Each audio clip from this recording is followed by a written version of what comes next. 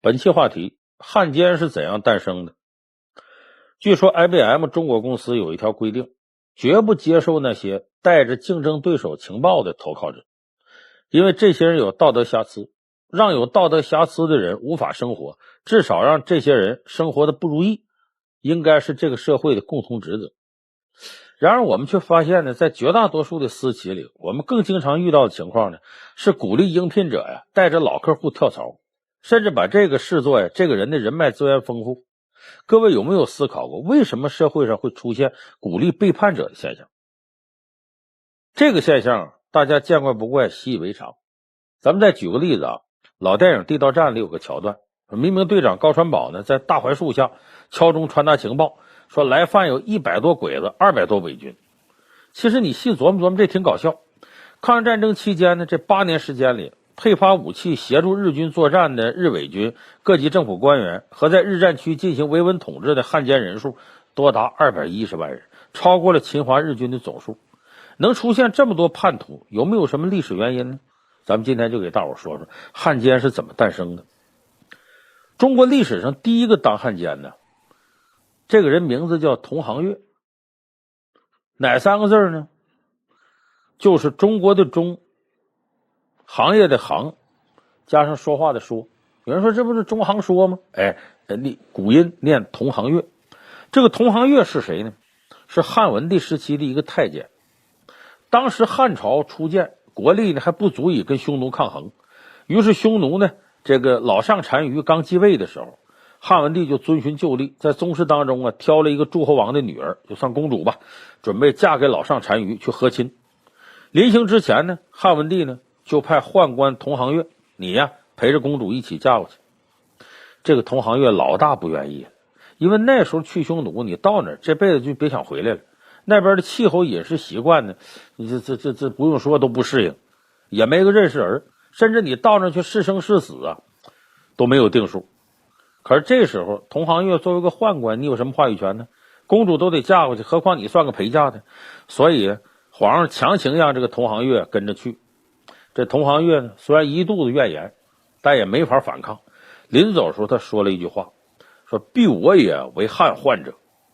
什么意思呢？就说我将来一定成为你大汉的心头大患。为啥？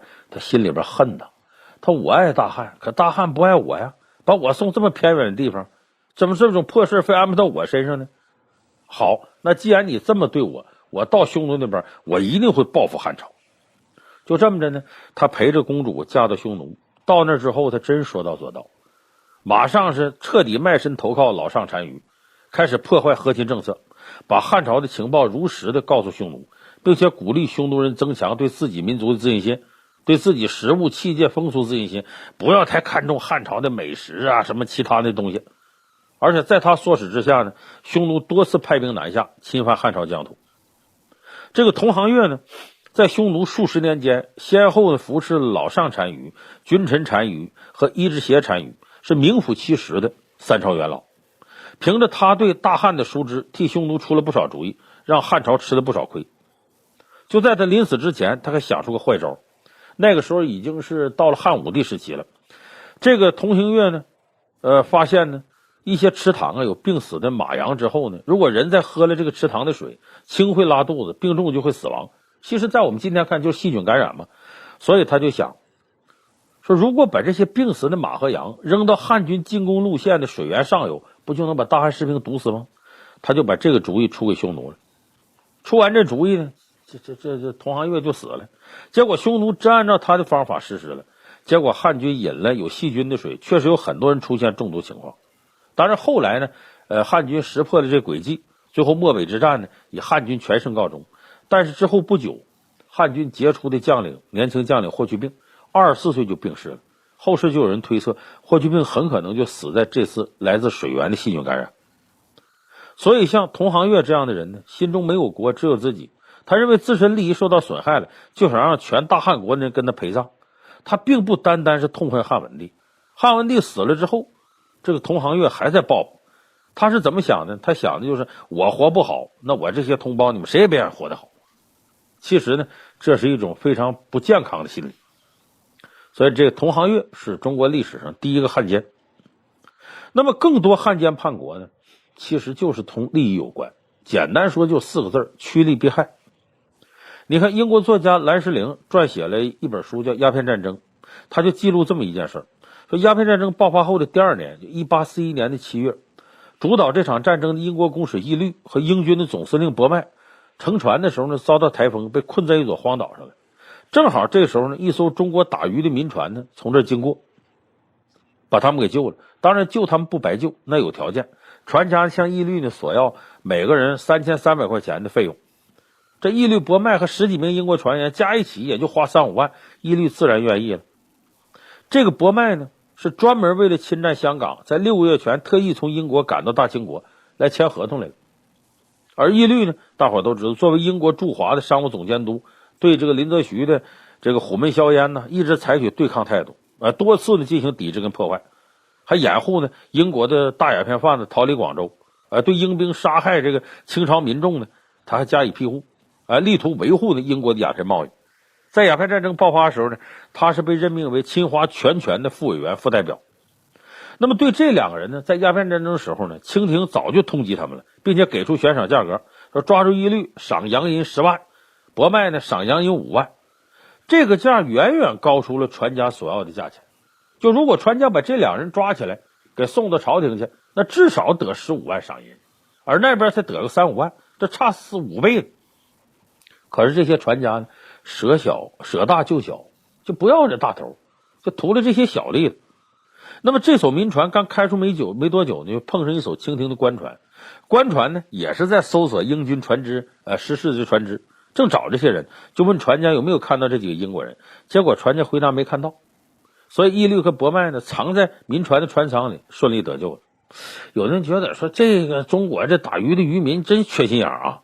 你既然有奶就是娘，你为了这点钱，你也应该是这个送到朝廷去，朝廷给你钱还多呢，你怎么能当了汉奸欺骗同胞呢？那这里头到底有什么原因呢？原因就是船家呀，怕朝廷不但不给钱，还会抓他入狱。这可不是他想多了，因为清廷就这么缺德。可能有的朋友不记得，就是3元里抗英的时候，咱们课本里写说，那当地老百姓啊，冒着大雨啊，给清军呢送吃的，打击英国人。其实我告诉大家，这是多少带有一点美化，而真实历史里边呢，反而是清军跟英兵打仗的时候，当地老百姓帮着英军，不帮助清军。你听着觉得多奇怪，说哪会有这样的事呢？因为清军实在太腐败了，祸害当地老百姓，那简直这个事儿出的太多了。这叫什么呢？军事民如草芥，则民视军如寇仇。就那个时候，清廷对当地老百姓的摧残程度要大于老外，因为老外一开始到这儿来跟你做买卖，他不能得罪你。真正打仗打起来的时候，英军的残忍还不被当地老百姓所认知，反而呢是对清兵的残忍，老百姓一直深受其害。所以那个时候，这些渔民都不认为大清是讲信用的，都不认为大清对他们好。这个不讲信用这一点，不仅仅是体现在说是整个清廷腐败官员，包括你像地方大员，包括像林则徐这些人在内的。你看林则徐备战鸦片战争的时候呢，就觉得广大民众对外国入侵者肯定很恨呐，所以这个民心可用啊，他就提出以民制夷的政策。他鼓励呢民团自卫，从民间招募壮丁，扩充军队。但是林则徐一边用这些人，一边防着。为啥？他担心，说这能参加军队的都不是什么老实人，如果这些人团结起来造反的话，那也是一种威胁。所以林则徐在提出以民制夷政策的同时呢，也想好了怎么制约这些民兵。比如招兵的时候要查明这些亲属彼此之间还有担保人。林则徐这种态度，这都算好的。比较过分的，你看当时任江苏巡抚的于谦，他时时不忘防范民众力量，他用这些人和老外打仗。同时他认为水涌一向本系乌合之众，不安纪律，且借沿海剽悍之人，若聚成大帮，恐不免示众滋事。现在既难弹压，将来更难遣散。就他既用这些人，他使劲防着这些人。这于谦就跟林则徐交流说，我们这边这些个水涌悍众啊，在广东你们那边都管他们叫烂仔，用这些人呢打外国人呢，可以以毒攻毒即使是死很多也不足惜，也不有损天威，还可以为地方除害。你看看他拿民兵当回事了吗？一口一个乌合之众，匪众烂仔，让老百姓替你卖命，还说以毒攻毒，死不可惜。你想这时候老百姓怎么相信呢？所以这个船家宁肯收点小钱，也不敢赚清廷的钱。那他们当了汉奸是为什么呢？一为趋利，二为避害，这里就都有了。另外还有一个原因呢，在很多民众心里面呢，家比国大。有人说这不对了，这国是大家，没国哪有家呀？这是我们现代国家理念。在过去，国和家它是区别是非常大的。那顾炎武先生讲那个是非常有道理的。就什么为国呢？亡国呢？异姓改号叫亡国。哎，就是你这秦亡了，汉取代，无非就是老刘家上来了。再往后呢，明亡了，清取代，就爱新觉罗取代老朱家。异姓改号谓之亡国。什么是亡天下呢？你可以说天下大乱，老百姓民不聊生，礼崩乐坏，这叫亡天下。而天下兴亡，匹夫有责。就这天下要乱了，每个人都有责任。但是国亡了，说白了，个人没啥责任，那就是你家的事儿。因为封建王朝不就是自己家的产业吗？跟老百姓有个屁关系？这等于。所以说，在封建社会里头呢，很多老百姓也意识到这一点，这国家根本不是我的大家，他残害我还来不及呢，祸害我还来不及呢，我怎么能把他当做自个儿大家呢？所以，如果我们以现代国家的理念来看待过去这些老百姓对当时王朝的忠诚程度，那恐怕你就被人洗脑了，恐怕你这想法就完全是错误的。其实，一部中国史呢，就是一部家族统治史。刘汉、李唐、赵宋、朱明，无论谁得天下，他一家地位跟着改变了，一人得道鸡犬升天，老婆成了皇后啊，女儿成了公主，孩子成了太子亲王，哎，他的兄弟姐妹成了皇亲国戚，再往下传。那么这个体系之内呢，老百姓是得不到什么好处的。所以呢，无论朝代怎么更替，制度没变，老百姓呢还是老百姓，也没有自个儿的私产。在他们看来呢，你所谓这鸦片战争，那是割皇上他们家地，赔皇上家的款，跟我有啥关系啊？事不关己，高高挂起。所以在宗法制度的统治下呢，以血缘和姓氏为核心，只对姓氏家族负责，而不对民族负责。你看，我再举个例子，是南宋末年崖山海战当中，元朝的军队以少胜多，打败了南宋军队，把南宋朝廷逼进死胡同。到了崖山上，丞相陆秀夫呢，背着8岁的小皇帝跳海自杀。随后，南宋10万军民也纷纷跳入大海自杀，全军覆没，成为中国历史上最悲情一幕。那么这场战争的宋军的指挥官呢，是河北范阳人张世杰；元军的指挥官呢，是河北保定人张弘范。战争结束之后呢，这张弘范呢，派人在崖山石壁上刻上“郑国大将军张弘范灭宋于死”12个大字，来纪念自己的功绩。那么在南宋人眼里呢，这张弘范呢是汉族人呢，你怎么干这事呢？不十足的大汉奸吗？那到底真实情况是不是这样呢？哎，这个张弘范的出生地河北保定，早在北宋末年就被金国占领了。他的父亲张柔呢，作为一方乡绅，拥有自己的武装力量。后来势力越来越大，金国朝廷就笼络他，给他封了官，他成为独具一方的汉军将领。等到蒙古军攻打金国的时候呢，张柔呢率领将士呢跟蒙古军在琅琊岭打了一仗，输了之后呢被抓住了。但是蒙古人呢认为他是个人才，保留了他在金朝的官位。张柔就帮助蒙古打金国，立下赫赫战功，被元朝封为汉军万户侯。金朝灭亡之后呢，窝阔台大汗呢授以金虎符，哎，对这个张柔是非常信任和重视。那张弘范呢是张柔第9个儿子，他出生的时候呢，金朝已经灭亡4年了，可以说他一出生就是元朝统治下的汉人。成年之后呢，这张弘范呢显露军事才华，多次大败南宋军队，使南宋长江防线彻底崩溃。忽必烈呢为这事呢单独赐给他拔都称号，翻译过来就是勇士。那对这样的良将呢，忽必烈自然十分器重。有一次战后这个张弘范呢得了疟疾，忽必烈呢不仅经常询问病情，还送医送药，非常关心，给予特殊照顾。大元15年的时候呢，南宋的文天祥、张世杰拥立广王赵昺呢，在广东建立流亡政权。这时候元朝就任命张弘范为蒙古汉军元帅，消灭南宋流亡政权。最终呢是在零陵阳抓住了文天祥，打败了张世杰，彻底灭了南宋。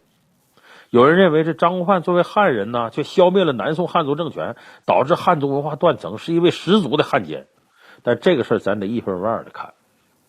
南方的汉族人他的血统那时候是挺纯正的，但是北方的汉族人从五胡乱华开始的，其实这个血统里头既有匈奴的、鲜卑的，甚至后来蒙古的血统，包括我们现在的绝大多数中国人，我们的血统里边都不是纯正的汉族血统，而里边匈奴、蒙古、鲜卑的血统是非常多的，尤其是北方的汉族人。所以在中国历史上，你说汉武帝跟匈奴打仗呢，咱们经常有的狭隘的民族主义者在那叫唤匈奴未灭，何以家为？犯我强汉者，虽远必诛。有的人看完战狼之后啊，就是热血上涌。其实我告诉你，汉武帝跟匈奴打仗是咱们两个老祖宗打起来的，根本不是我们打敌人。那你要明白这个道理，你就知道中国历史它也是空前复杂的。在当时的时代背景下呢，刚才我们说这张柔以及张悟范是做了对他们认为对家庭、对家族有利的事情。这个时候家与国的概念不像今天我们说的家与国概念，而且即使时至今日呢，我们有家与国的概念呢很清晰了，国是大家，家是小国，但是问题也还在于这个国是不是保护你的利益。我们爱的是保护我们利益的国家，我们不爱那些总损害我们利益的国家。你看茶馆里边常思言那句台词振聋发聩，我爱国呀，可是谁他妈爱我呀？这个依然对我们现代社会、对国家政府依然有警示作用。如果你不拿老百姓当回事，那老百姓凭什么要拿你当回事呢？那么上面我们讲的就是汉奸诞生的几个基本原因。可能有人纳闷说，汉奸这词怎么来的？就听说汉奸，怎么没听说有满奸、猛奸、回奸呢？其实汉奸这个词是清朝雍正年间才有记载，说的真就是汉人里的奸细，后来才泛指中华民族当中投靠外国侵略者，甘心受势驱使，出卖祖国利益的人。所以汉奸这词是清朝雍正年间以后才有的，在这之前没有汉奸这词。本期话题，衣服也是统治手段。我们常能听说呀，说是我们是华夏儿女这样的说法。那华和夏代表什么呢？在左传里边说的很明确，中国有礼仪之大，故称夏，有服装之美，谓之华。所以我们一直以礼仪之邦、衣冠善国自居。那么服装之美，谓之华，就是说服装衣服在重视封建伦理道德的古代，也被当作礼仪制度，用来束缚和限制人们。按照这古代礼仪制度的规定呢，人们必须穿跟自己级别地位相符的服饰，一旦不按规定来，就会受到刑罚。你看，包括就是咱们用的东西图案，你比方说这个龙，你要5个爪的龙，那得是皇上才能用。你老百姓比方穿身衣服上面绣个龙的图案可以，你要绣5个爪龙的图案，那就得杀头。这在过去叫御制。所以在封建王朝呢，服饰就有了另一种重要的身份，就是统治工具，就这衣服也能充当统治工具。那今天呢，咱们就给来大伙说说执政者是如何利用服装一步一步统治老百姓的。那么从周代开始就形成了完整的祭祀礼仪，这种礼仪呢就演变成对社会活动的约束。西周时期呢，就从颜色来区分身份的服饰，而正色才是君王应该穿的尊贵颜色，比方说青、赤、黄、白、黑。如果你穿的是杂色，就不是纯色，这就是不祥之兆。或者说一些边缘颜色也是不祥之兆。但是春秋五霸之首呢，齐桓公江小白就偏偏喜好紫色。你看过去一提紫色就不太好，老话有句话叫紫之夺朱也，就朱红颜色是正色，紫呢不是正色，红的发紫吗？所以很多呢就是礼教上讲是反对这个紫色的。可是呢，齐桓公一国之君，那他可是流行的风向标，他喜欢紫色，下面平民百姓也争相效仿。后来齐国大街小巷人都穿紫色衣服，这是对周朝礼仪的一种挑战。所以孔子和孟子呢，对于违反礼制的这种现象特别不满，先后都提出了严厉的批评。这在当时它不是个小事。当时郑国就发生过一件因为违反礼制，堂堂国君儿子被自己老爹砍头的事儿。郑国国君郑文公有个儿子叫臧，就是西藏的藏，也有念藏，当然多数念藏。平时呢特别喜欢呢古怪的衣服。有一年呢，公子臧呢跟他父亲就发生一点矛盾，他害怕被治罪，就逃到宋国。刚到宋国的时候呢，一切都挺好，没发生什么事儿。可是呢，公子瘴的嗜好是古怪的服饰，时间一长，他就很无聊，就把自己爱好捡回来了。什么爱好？就没事啊，就带着玉冠出门溜达。什么叫玉冠呢？玉就是鹬蚌相争那个玉，那种水鸟。玉冠就用水鸟的毛制成的帽子。按照当时礼仪呢，玉冠是观测天象的人专用的帽子。因为过去观测天象啊，其实就跟主皇上吉凶啊、看天下大事啊，那是带有一种宗教礼仪式的职业。所以这玉冠这样的帽子呢，只能观天象的人戴，别人是不能戴的。所以公子瘴的行为呢，被视为一种恶行。郑文公听说之后气个半死，觉得这儿子真不争气，品行不端。我一国之君的公子居然违反礼法制度，我怎么还管老百姓啊？所以最后郑文公经过激烈思想斗争，派人呢把公子瘴骗到郑国跟宋国边境给杀了。你看，就因为穿衣戴帽这么点小事，父亲把亲生儿子都给杀了。可见中国古代对服饰的等级制度，那管理的是相当严格的。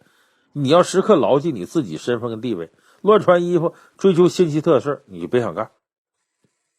当然，服饰作为统治的一种重要手段呢，通过礼制束缚，有利于统治者维稳。反过来呢，统治的稳定性也在服饰上有所反映。这个衣服往往成为政治风向上的那个非常明显的标志。你看，当年武则天登基之初，就利用衣服打了一次心理战，在政治漩涡里很快速的扩大自己派系。他怎么做的呢？你看，武则天刚登基不久，就命令内务府制作一款特殊的名袍，名就铭刻的名。这名袍呢，就是指在袍子上边绣上一些刺绣和一些铭文，专门呢赏赐给下边呢自己欣赏的和自己政治立场一样的人。谁要得到这件袍子，那就说明这是武则天的人。那么武则天当上皇帝不久呢，率领群臣到洛阳城南的香山寺，他建的一个第二办公地点望春楼，到这儿来转悠。一看天气大好，武则天呢就应景呢，咱搞了一个诗词大赛吧，说谁要胜出，我就赐他名袍一件。跟随臣子呢都欣喜若狂啊，这机会啊，就竭力在女皇面前呢展示才华，想争武则天赏赐这名袍。不一会儿呢，左使东方求第一个交卷，武则天一看龙飞凤舞，写的诗词不错，才华出众，就把名袍赏赐给他。皇上亲赐，按理说东方求这稳拿冠军了，可是很快挑战者出现了。东方求交卷之后呢，剩下的大臣也相继交卷。后边交卷的人里边，武则天身边的一级秘书上官婉儿，咱都知道上官婉儿才女，她点评3个胜出的人：武三思、沈佺期、宋之问。武三思呢是武则天侄子，很得恩宠，这不用说了。沈佺期、宋之问呢，在当时的诗坛不相上下，熟悉唐诗的朋友对这2位不会陌生。当时素有沈宋比肩的之誉，就2个人水平差不多。那么3个人的诗拿到武则天这比较之范，最后发现宋之问的诗内容特别全面，记述了武则天视察龙门佛教寺院建筑这一过程，洋洋洒洒，不光文辞华丽优美，还把武则天游山玩水写成是深入基层体察民情，可把武则天乐坏了，立马把刚才赐给东方求的名袍要回来，转赐给宋之问。所以你看，这东方求这名袍还没穿稳当呢，就被夺走了。这就诗坛上有名的叫香山赋诗夺锦袍，这是个典故。那么这种特殊的名袍只赐给武则天欣赏的人和在政治上保持他一致臣子，所以慢慢的在同一个朝堂上就出现了新旧2种袍服。穿新袍的，这名袍的，这都武则天的人；那穿着旧式袍服的呢，更多是内心倾向于李唐王室的朝臣，所以心里面承受巨大压力。那谁能这么不识抬举？每天跟顶头上司对着干，你图啥？如此一来，有越来越多的大臣重新站队。你看一上朝，他旧袍子，人家新袍子，所以重新站队呢，用这个来表示对新王朝的忠诚。所以打这以后2年，武则天设计这款名袍成了3品以上高官的特殊荣誉。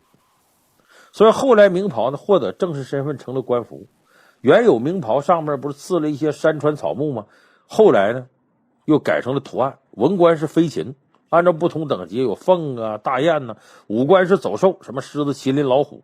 后来的官服几品几品的，文武官分开，分成飞禽走兽，就是从武则天这发展演成的。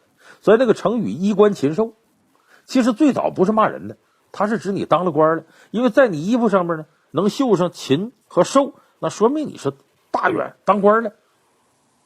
所以最早衣冠禽兽是指你受朝廷重视，是好词儿，后来就变成骂人的。所以你过去老百姓你的衣服上要随便绣上狮子老虎是什么凤凰，那不可以的，你没有功名，你哪敢穿这个？小武则天用这个巩固自己的统治。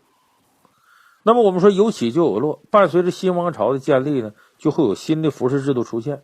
但是随着社会文化的变化呢，尤其是一个王朝它走向衰败的时候，统治不那么牢固了，人们就会打破这些规矩。所以在衣服上呢就容易出现奇装异服，这有个历史专有名词叫伏妖，就衣服妖怪的意思。这就说政治上出现衰败的征兆，就是伏妖出现了。你看明末就有这样的例子，朱元璋建明朝之后呢，制定的服饰制度相当苛刻严格，只有王公贵族官员才能使用锦绣绫罗绸缎这些服饰面料，老百姓呢只能用一般的素纱，而商人呢那时候地位更低，连这个绸纱都不能用，不管你多有钱，只能用绢和布。而且当时还有老百姓不准穿靴子禁令，曾经有38位南京市民呢，因为违反这禁令穿靴子，被统统充军发配到新疆那边去。但是到了明朝中叶以后呢，咱们翻历史课本知道，资本主义萌芽产生了，商品经济发展很快，人有钱呢，他愿意给自己的穿衣服多消费一点。另外一个王阳明的心学这些思想他刺激人去冲破束缚，所以那时候人就开始在服饰上冲破传统等级的束缚。在江南一些比较富的城市里边，各种服饰争奇斗艳。有一位呢北方官员被派到南方做官，结果到了这个南方发现呢，满大街秀才的装束红丝素发，嘴唇上涂着这个就跟现在的唇膏差不多，脸上抹白粉画胭脂，一个老爷们穿着红紫色衣服，而且还内衣外穿，一身盛装，好像漂亮的女孩一样。所以这官员一看，完了，天下大乱了，读书人打扮成这样，成何体统？这国家要完呢。所以大明走向衰落的过程，也是服装突破传统的服饰束缚的这样一个过程。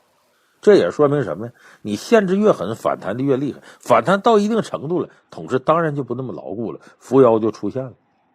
所以说这服装作为统治手段呢，它有办法，但是呢有限。你一旦统治出问题，首先在服装上容易出现反弹。那么清末光绪年间也有这种情况，当时的贵州子弟流行乞丐服，就明明有钱人穿着一身乞丐服，大街上破衣烂衫的，穿的比乞丐还乞丐的少年，往往身边跟着的侍从都是3、4品官。不过这些只能说是小打小闹任性，真正体现服饰制度残酷的是满清入关之后暴力推行的剃发易服制度。留发不留头，留头不留发，你得剃头发。但是剃头发呢，你看那辫子那都是经过美化的。为什么当初汉族激烈的反对这个剃头发呢？因为剃那个头发太难看。你要像后来这大辫子还凑合，最开始的满族头是什么呢？叫金钱鼠尾，就整个脑袋跟秃瓢似的，留那么几绺头发搁那个铜钱穿上，然后耷拉到后边，就跟老鼠的尾巴似的，所以这个金钱鼠尾。所以汉族人当时很激烈的反对这个。换服装呢也是呢，把汉族传统的汉服呢换成满族的少数民族的服饰。那么一旦发型和服饰改变呢，在明末的大儒眼里就是顾炎武先生所说的亡天下了，在他们看呢，一种文明灭绝了。那么满清为什么一定要暴力推行剃发易服的政策呢？因为之前同样是女真族建立的政权，就金朝，剃发没有实行这种剃发易服，而是实行呢一朝两制，就官员的官位名称和官服样式上，女真族和汉族官员是分开的。女真族呢是穿这个，汉族穿这个，各自沿用本民族传统习惯，没有强制融合到一块儿。所以清朝统治者认为大金灭亡了，就是把本民族服饰丢了。你失去骑马射箭能力，导致后来被同化了，后来汉文化同化了金文化。所以满清统治者要求汉族人必须剃发易服，在全国推行满族文化，来实现让汉人归顺自己的目的。典型的皇太极为了让满族子孙不忘了骑马射箭的本领，说不能穿汉服，汉人的服装袖口宽大，十分影响骑马射箭。对打仗来说效率很低。于是清朝呢，在大明服饰基础上做了改良，就他也不是说都要求穿的关外的那个满族服装，因为满族服装那时候各种皮子什么的，你到关里不见得好找，还是这绢的布这常见，所以在大明的汉服基础上做改良。满族人呢，把这种汉服的袖子做成半圆形的，看起来就跟马蹄子一样。现在咱们管叫马蹄袖嘛。这马蹄袖呢，你可以把它挽起来，也可以放下来。你比方说防寒御暖的时候，保暖的时候，你就把它放下来；要是骑马射箭呢，你就把它挽起来。所以咱们生活有句话叫撸胳膊挽袖子，其实就从剃发易服之后才开始的。你把这个半圆的马蹄袖挽起来，那要是汉服宽袍大袖的，你就挽袖它也不好使，它总往下掉。所以老百姓原来宽松的汉服都不能穿了，满大街呢都是这种改良之后啊满族风格的服饰。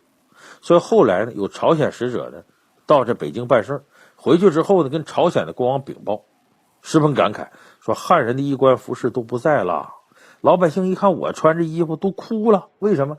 朝鲜的外交官穿的还是过去从唐宋明以来的汉族的服饰。就咱们现在看那个韩国的那些个历史电影，你也看他们穿的服装，那就是中国过去的汉服。